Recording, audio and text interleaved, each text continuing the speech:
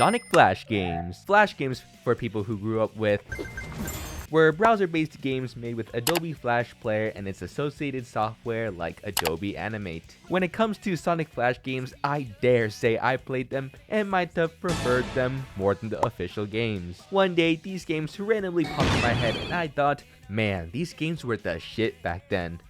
But are they still good today? So I decided to play over 40 different Sonic Flash games and rated them using extremely objective metrics, starting at... Let's start strong here with Sonic Ultimate Flash, which I think is probably the poster child for Sonic Flash games. It's your classic Sonic 2D platformer, just this time being played on your browser. Compared to other games back then, this game was extremely high quality with good overall graphics and handling as well. There are only 2 levels however, each with 2 acts and 1 boss at the end. So it's not a crazy amount of content, but enough that a kid would need to have some fun. I only played as Sonic, but there are a multitude of different characters you can play, with the help of some cheat codes. Although not my personal GOAT, it's the GOAT for many other people and I can't disregard that, so I am rating it a 5, 4, 3, 2, 1. 0 out of 5, this game sucks. Not Skoshu, by the way. Now this game is about... well, the name says it all. Now, there are a lot of Sonic dress-up type games, but this is probably the best one as it gives you the most freedom. Now, this is what you use to make your Sonic OC if you can't draw, and we all know about Sonic OCs. But let me show you about my Sonic OC, the one that I made as a kid all those years ago. His name is Partial Zero, Fire and Ice Guy. He is an epic, cool hedgehog with the power to control fire and ice. And if you think he looks like this anime character right here, technically I made mine first, so that one is a copycat. See you in court, nerd. Can't have Sonic without having some OCs. 3.5 out of 5. Self-explanatory, it's just a quiz game. All you gotta do is just get the answers right. There are 3 difficulties: easy, hard, and extreme. For easy, I got 8 out of 10. For hard, I got 2 out of 7. For extreme, I got 1 out of 5. Okay, look, some of the questions were like this. How the fuck am I supposed to know? But yeah, this game is pretty fun for like a one-time thing. I'm thinking 3 out of 5. It's tic-tac-toe, but instead of X's and O's, it's Sonic and Metal Sonic. I mean, what did you expect? 1 out of 5. Next. It's Tetris, but with Sonic music and a low-res image of Sonic in the background. This one's even worse than the last one. 0.5 out of 5. Next. You are snowboarding down a hill, and the more tricks you do, the more points you earn. You can do tricks by pressing the spacebar on the ramp, and the better your timing, the better the trick. Pretty simple overall, although you do have the option to turn on modifiers to make the game harder. So I turned them all on and this is what the game looks like. At this point, you don't even have enough time to see what's going on and react. So this is when I learned that the best way to play this game is to just spam the spacebar as fast as you can. It's a little fun, but there isn't much to do, so 2.5 out of 5. Now I put this game here because for whatever reason, this was my most played Sonic Flash game and I don't know why because it looks like this. Maybe it's because the game just kind of feels right to play, but I can't be for sure. Although this is my childhood GOAT, I can't rank it above some of the other games, so I think this is probably like a 2.5 out of 5. It's a bowling minigame, but the ball is Sonic and there's a Sonic X logo right there. The game is very simple, even for a bowling game, as there isn't much variance, so you can just get strikes on strikes on strikes by just leaving your mouse in the same spot. This is like a 2 out of 5. I don't even know where to begin with this game. I guess for starters, it's another Sonic platformer, but it combines assets from Mario and Sonic. Just the overall feel of this game is not great. The game is overall pretty scuffed, and the end looks like this, so 1.5 out of 5. Now this section is going to be a bit longer as I am going to be covering the entirety of the Flash series Sonic RPG. Sonic RPG was created by Midnight Marin with its first episode releasing on December 19th, 2005. It has a total of 10 episodes, some of which with multiple parts. And honestly, it's pretty good. It's no Hollywood production, but it's charming in its own way, so I want to share that story part with you before I talk about the game part. And to do that, I'm going to summarize the series while indicating which episode it is this from in the bottom right corner. Sonic is on vacation before it is rudely interrupted by Dr. Eggman and Chaos. Sonic, with the help of Shadow, is able to defeat Dr. Eggman. However, this was all according to Dr. Eggman's plan, as he was trying to get a sample of both of their DNA. Since Dr. Eggman was able to steal the Chaos Emeralds, Sonic and Shadow decide to split up, with Sonic chasing after Eggman and Shadow going to get help of the Master Emerald. Knuckles thinks Shadow is trying to steal the emerald, and they get into a kerfuffle, but it ends with them being on the same side. Meanwhile, Eggman merges the DNA of Sonic and Shadow to create the new ultimate life form. Sonic is there to stop Eggman, where Sonic gets into a fight with the bigger Dipper robot. Sonic is able to defeat it with the power of his super form. However, the ultimate life form is complete, and its name is Sana. Actually, it's Seal-Kadoom, but I'm not sure that's much better. Anyways, Seal-Kadoom isn't listening to Eggman anymore, who would have guessed? So Dr. Eggman opens up a portal, sending them all to a different dimension. Sonic wakes up in a strange new land called Herbegitan and meets knights from the series Knights into Dreams. Seal-Kadoom has teamed up with the Emperor of the Dark half of the land, Riala, and it is up to Sonic and friends to stop them. Sonic and Knights go to retrieve the Holy Sapphire, which has the power to keep the balance between both halves of the land. They engage into combat with Sapphire Guardian Ristar. However, they are interrupted by Riala, who steals the Sapphire away. Sonic fights Riala but is defeated. However, in the end, they still end up with the Sapphire. It cuts to Shadow being defeated by Seal-Kadoom before the second episode ends. Sonic confronts Seal-Kadoom to save Shadow, but it turns out that Shadow's actually fine, so they both fight Seal-Kadoom together. Sonic and Shadow defeat him but run away as they don't think they can finish him off. Meanwhile, Knights is fighting Riala but is actually able to defeat him. They retreat and decide to take a respite at a nearby cavern but are attacked by some ancient magic beast. After a long, grueling fight, they are in the end able to defeat them. However, due to the fight, Knuckles gets cursed and the only way to save him is to retrieve the holy water from Knights' castle. So Sonic runs, or I guess flies over there by himself, but is confronted by Seal-Kadoom. They fight each other, knock each other out, but Sonic recovers and takes this time to run over to Knights' castle. Sonic successfully navigates through Knights' castle and at the end is able to find the holy water and immediately rushes back to save Knuckles. We cut to Tails, who flies to the Death Egg to find his friends. He demands the Master Emerald, fights Eggman, and wins. Back over at Herbegitan, Riala confronts Knights, who is trying to protect Knuckles, but Shadow is there to lend a hand. They engage into combat where Shadow and Knights come out on top. Seal-Kadoom comes and fights Shadow, who is defeated. Right before Seal-Kadoom lands the finishing blow, Sonic comes in the nick of time, where Seal-Kadoom backs off and challenges Sonic to a true showdown. Sonic and Shadow head over to Seal-Kadoom's castle, where in their super forms they fight. At the end of the fight, Sonic is defeated by Seal-Kadoom. Shadow comes back and fights Seal-Kadoom along with the help of Knuckles and Knights. At the end of the fight, Shadow is defeated, but buys enough time for Sonic to recover, where he unveils his hyper form. And that's the story so far. Now time to talk about the game itself. Now I know it's called Sonic RPG,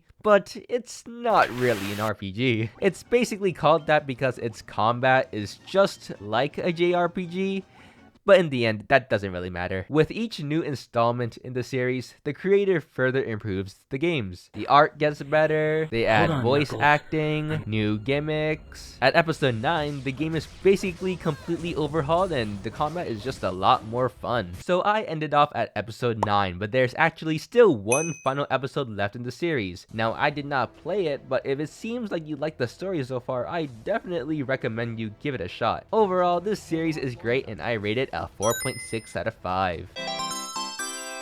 I wanted to continue the more movie-like experience rather than the game experience right now, so here is Sonic Shorts Collection, which I just ate up as a kid. It is not a game, it is just a collection of goofy shorts made by various creators, and the humor is...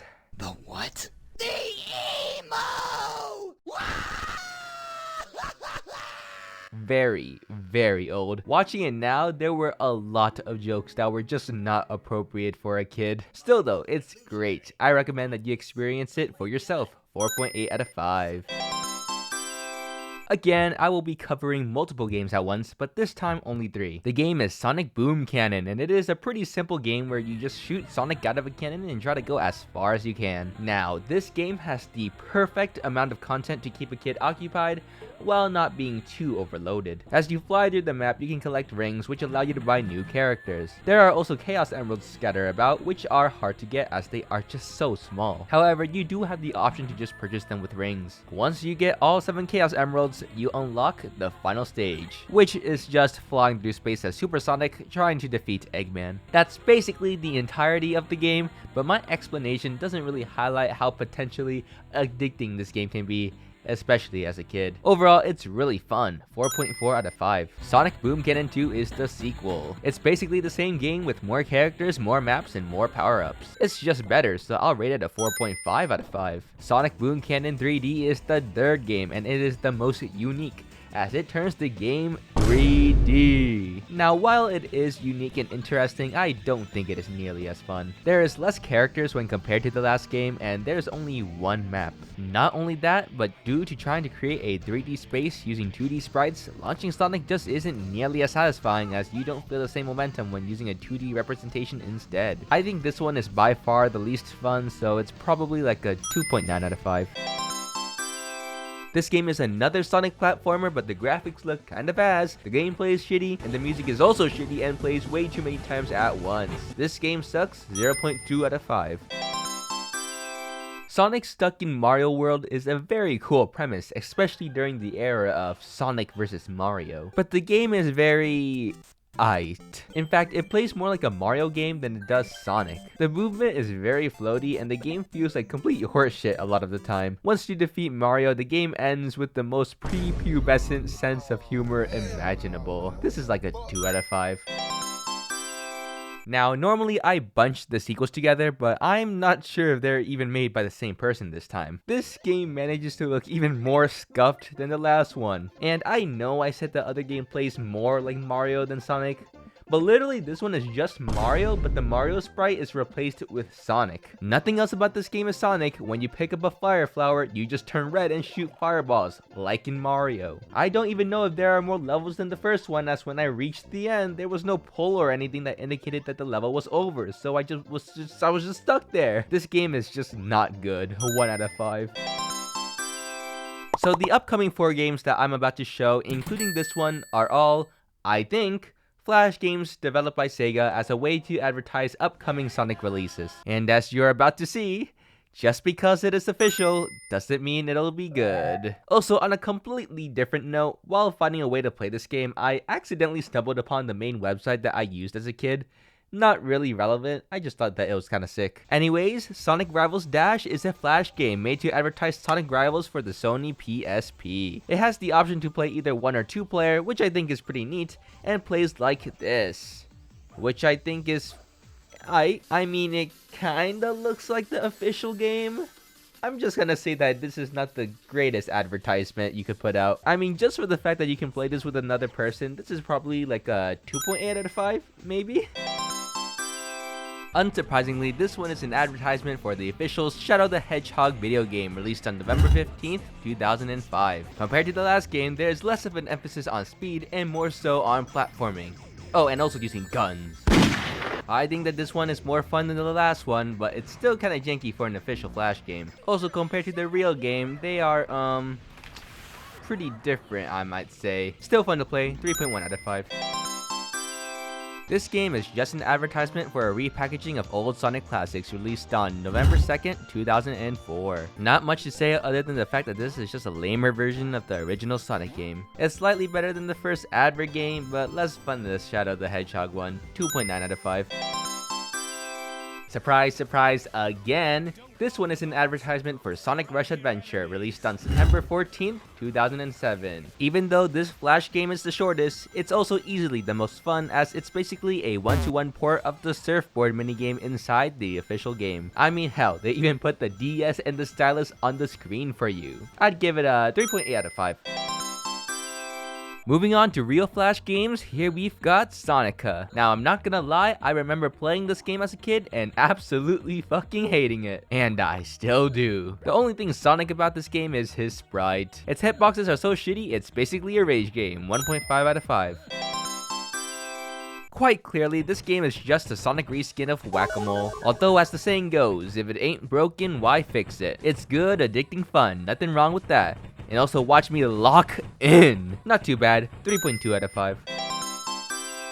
Similar to Sonic RPG, this is also a series of narrative-focused Flash games, this time created by BlackDevilX. And just like Sonic RPG, I'll also be trying to tell you guys the story, so grab your popcorn, sit back, and enjoy the ride. The game opens up with this guy, I'm sorry, I don't know who he is, being attacked by Mecha Sonic as he tries to hide this sword from Kane. Cut to Amy waking up Sonic because Knuckles has something urgent to tell him. Sonic leaves, but then gets attacked by Shadow randomly on the street. Seriously, there's no reason why this happens. Sonic beats the shit out of Shadow and speeds over to Tails and Knuckles, who inform him of this mysterious sword that Tails randomly found. Shadow comes being like, hey man, forget about our differences. Came to tell you that your girl just got kidnapped. Sonic and Shadow rush back and are confronted by one of the assassins. Sonic and Shadow get absolutely wrecked. Sonic blacks out but soon wakes up to X and Zero. They inform him that he is currently in Elysium. The bad guy he is looking for is named Kane and that he got a new body. Sonic, Shadow, X, and Zero team up and head towards Hyrule in their journey to find Kane. On their journey, they encounter a spy sent to infiltrate Kane's group. However, their interaction is cut short as Mecha Sonic comes to eliminate all potential threats to Kane. The gang are able to successfully defeat him, but his body is retrieved by this character whose name you mega heads probably know. They head over to Hyrule in order to find the Stone of Chaos. After searching for clues, Link shows up to test if they are worthy, where Sonic beats the shit out of him. After successfully entering the password, thanks Newgrounds comment section, Sonic is separated from the group and attacked by the Guardian. After dealing with him, Sonic successfully retrieves the stone, unlocking his super form. They reconvene, but are shortly attacked by Ass and his gay lover Gaon. Bass and Aeon. Bass and Aeon reveal that the Guardian Sonic just defeated is merely the Guardian of the Stone, not the true Guardian, and probably leave. Shadow goes to find help for Link, X and Zero chase after Bass and Aeon, and Sonic stays back to defeat the true Guardian. Aeon successfully defeats X and Zero, but spares them in the end. Cut to Tails and Knuckles, wondering where Sonic is before they get their asses handed to them by Bass and Aeon. And then they begin battling. Then we cut again back to Super Sonic winning his battle against the true Guardian. In the meantime, Knuckles and Tails are getting absolutely destroyed. And right before Bass lands the finishing blow, Sonic and Shadow appear in the nick of time. Shadow brings them to safety while Sonic stays back to fight them. The battle ends in a draw where Bass and Aeon escape. We finally get to learn about Amy's situation as we see that she is being held captive along with that one guy we saw in the beginning, where I finally find out that his name is Soma Cruz. He explains to Amy that the sword once belonged to a legendary warrior, which under certain circumstances acts as a key that can open the Gate of Destruction. Sonic is back at the home base where we learn that Knuckles and Tails got new bodies. CL informs them that the soldiers they sent out to the forest have not returned and asks that the gang find out what's happening. It is decided that Knuckles and Tails stay back to train with their new bodies while Sonic and Shadow head out. In the jungle, Sonic gets his Chaos Emerald stolen by a bird or something and gets it back. Maybe. And at the end, we learn that Link might actually be a bad guy? And that's the end of Final Fantasy Sonic X. At least for now, since the author has released trailers for Episode 7 back in 2018. Overall, this is an extremely similar experience to Sonic RPG, where the battles are RPG themed rather than being an RPG themselves. One difference that I spotted is that this one is much more anime inspired. I think that it is pointless to compare this game to Sonic RPG, as I believe they are both good. So this also gets a 4.6 out of 5. Spoiler alert, now this is peak. Now this is probably one of the most popular Sonic Flash games back in the day, and not without reason either. There are 4 game modes you can pick from, but I decided to play the classic adventure mode. And man, what can I say other than that this game is just so fun to play. The adventure mode is just a series of different challenge levels ranging from defeating enemies to destroying all the targets within the time limit, just like in the original Smash games. I ended up getting to the final stage before I failed, because 1, I only had 1 life left, and 2, I just suck at fighting games in general. After that, I decided to just look for some cheat codes that allowed me to unlock all the characters in the game. And man, this roster would make childhood me freak out. And yes, just in case you are wondering, Super Sonic is broken as shit. But that isn't even the best part, because out of curiosity, I looked up if there was a Sonic Smash Bros. 2, and surprise, surprise, it actually exists. And just take a look at this. Granted, this isn't a Flash game, but still, this is just so hype. And there's even going to be a dedicated story mode as well. Anyways, the Flash game, it is peak. 5 out of 5. Simply put, this is a platformer centered around Tails and the creepypasta of Tails Doll. It is ironic that this game is based around Tails and not Sonic, because this is probably the best handling platformer that I've played so far. Also, it is a little spooky at times. Take this next sentence with a pinch of salt because I just suck, but the games are difficult as shit.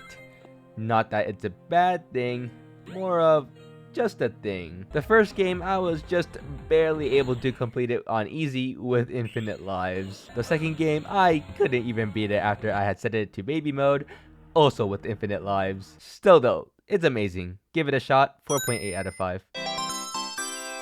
Now, this game is probably what I spent the most time on as a kid. Sonic Scene Creator, or Scene Creators I guess, since there are so many different versions made by different people, basically let you just place down sprites and make a quote-quote scene. And just by looking at it, you could probably guess why a kid would be so into it. So instead of boring you any longer, I'll just let you experience a comic that I made that I think will blow your minds.